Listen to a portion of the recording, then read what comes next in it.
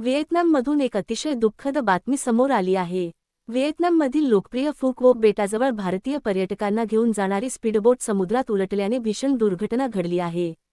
या अपघातात 15 भारतीय पर्यटकांचा दुर्दैवी मृत्यू झाल्याची प्राथमिक माहिती समोर आली आहे।